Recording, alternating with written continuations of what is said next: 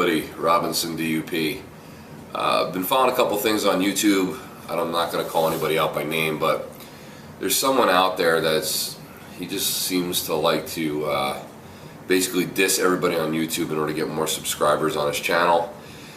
If you follow YouTube and a couple of the popular channels, you know who he is, but he has, I'll give you a hint, he's got a very limited vocabulary, and most of the time it's very difficult for him to figure out how to run a video because all of his camera angles when he loads his videos are all sideways. That's why I'm tilting like this.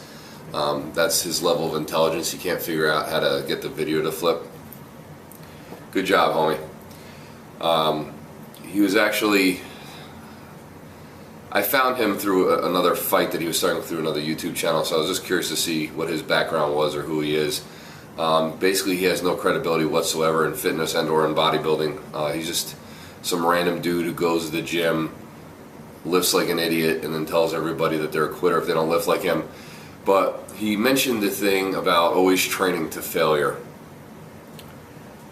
And then if you're not willing to do that, you're never going to get any gains in the gym, and you're a loser if you don't train to failure on every set. For anybody who are following him, I sincerely hope that you don't believe anything that this moron has to say. You can't constantly train to failure, especially as a natural, because if you keep training to failure, there's a couple things that's going to happen. One, you're going to plateau. It's just a matter of time of when. It's going to happen. And two, you're going to start wearing out your joints and suffering a lot of injuries. That's what happens when you constantly push yourself to the fullest extent every time you're in the gym. So let me give you an example. If you have a person who's a power lifter, if they went in every time into the gym and all they did were max lifts, what do you think eventually is going to happen to that person? They're not going to gain more results, and most likely they're going to suffer some major injuries trying to lift that way. And their system's going to become so overtaxed that eventually they're going to start getting weaker because they're going to blow out their central nervous system. Your body can be overloaded for a period of time, but you can't consistently keep that pace. You will eventually blow out. Mentally, physically, something's going to happen, something's going to give.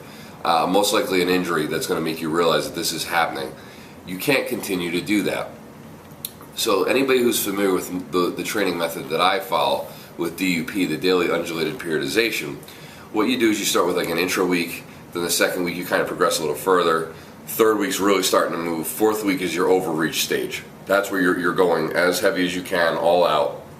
But then what happens on the fifth week is you taper off. Why? Because you need time for your body to kind of like recover and figure out what's happening to it.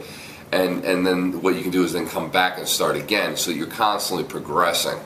Now, even with DUP, your body is going to get beat up, even with the week off, even with the taper, not even the week off, the taper week, where you're going to be doing about 60 to 65% of your one rep maxes in specific lifts. You're still going to be very, very beat up. And as a natural, you can't keep that pace. So there are times where a lot of times where I took the one week taper, but eventually what ended up happening was I was so beat up after about 9 months, I actually had to do a 2-week taper to let my body decompress, let my joints recompress, let my muscles recover, because I was actually starting to get weaker instead of stronger. So be very weary of ignorant fools such as this guy, who is basically telling you you're not a man if you're not willing to go to failure every time you lift.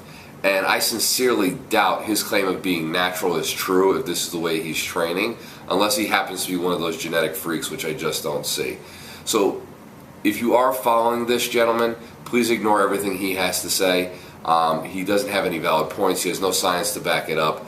He's just a jackass, in my opinion, who's going to end up getting some kid severely injured because they're going to feel like they're less of a man or less of a woman if they don't go out there and train themselves into the ground or reach for failure on every set of everything they do.